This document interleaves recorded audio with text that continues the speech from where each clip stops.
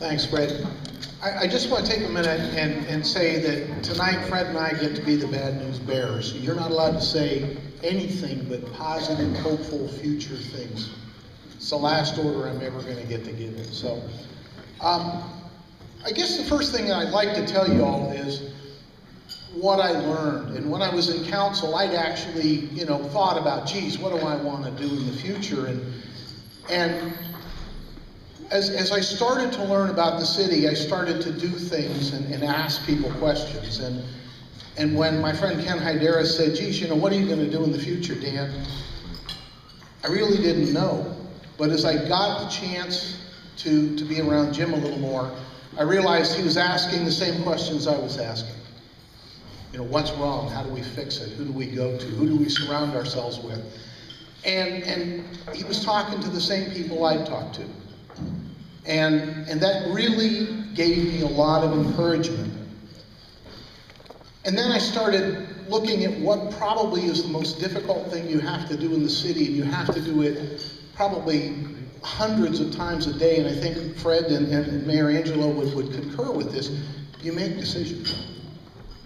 They're not easy, they're not popular, but you have to make decisions. And you've got to make a lot of them. From sunset to sunrise to sunset, you are making decisions. And when it takes 5 years to figure out how to spend money for a skate park and where to put it, that's bothersome to me. That's a skate park. When it takes 3 years of having money sitting around to figure out where to put an energy incubator in the city, and by the time you make the decision, the government takes the money away from you, that's frustrating.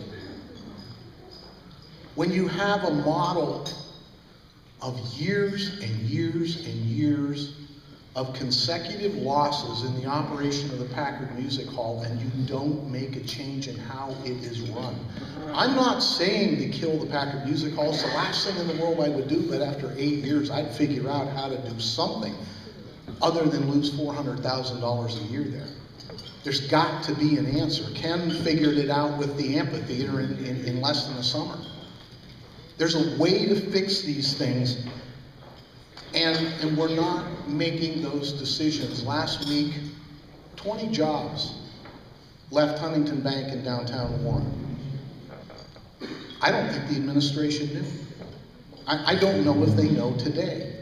But as a realtor, I know now that the loans that are written efficiently at Huntington Bank in downtown Warren and processed are gone.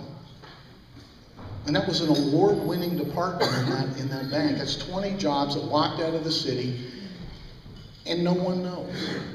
That kind of erosion is a little bit like cancer. And we've got to find a way to reverse that. And probably the most frustrating thing that I dealt with, and I didn't really deal with it since I left city council, was watching Ken fight with the city to do what we did at the amphitheater.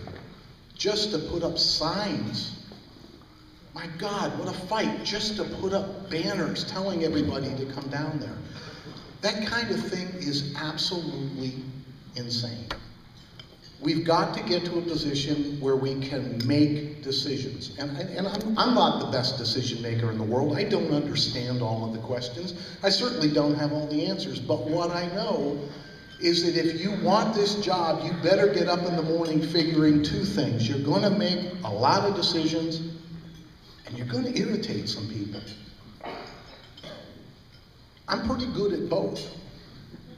But the simple fact is that you're not going to make everyone happy. And you can't live your life trying to make everyone happy unless you're Mother Teresa.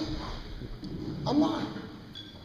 So I ask you today to sit down when you go home and think about passing out that message. That message is, this is not easy. We're going to have to break some eggs to make a good omelet. And I'm sorry, folks. Today, I've committed, and I'm asking you to commit. Like Fred said, the money's important, but the commitment's important. Pass on that email. Send out the friend-to-friend card. Do something. to get the word out that it's time to make a decision, and a positive decision for the future.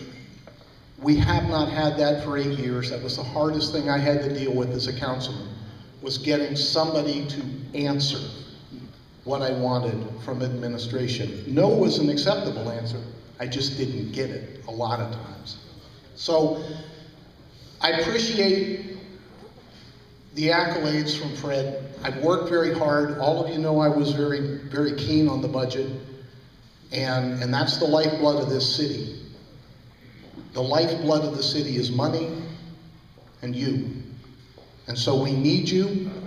And I'm proud to say that I'm supporting Jim in every way I can. And I hope that all of you will not only do it yourself, but find at least a dozen or 20 of your friends to do the same. Thank you very much.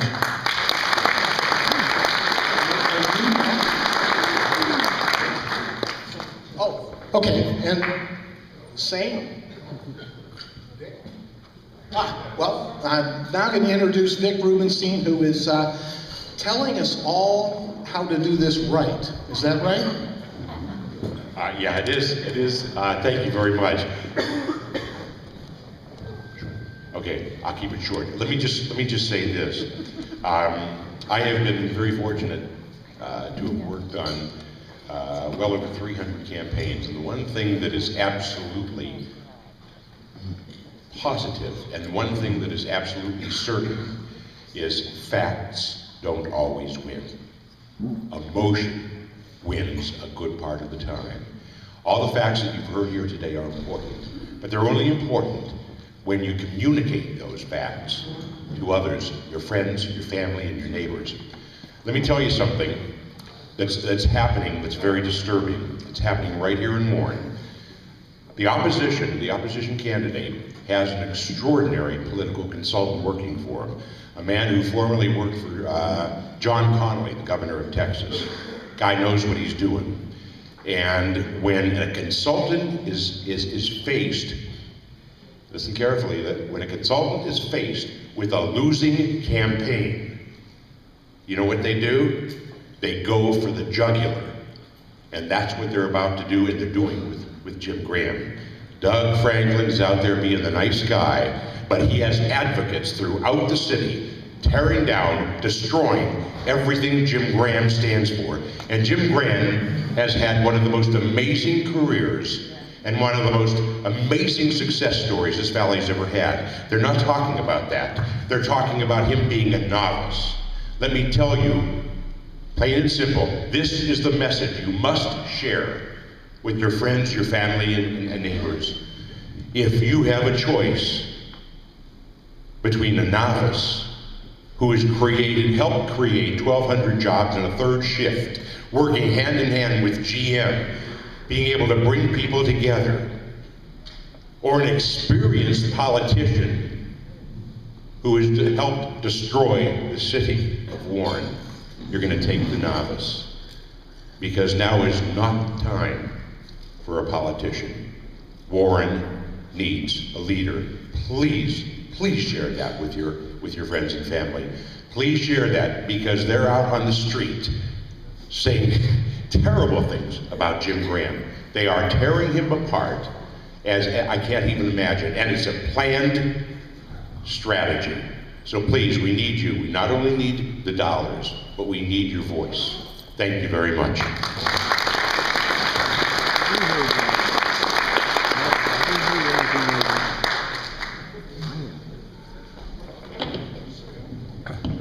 Thanks for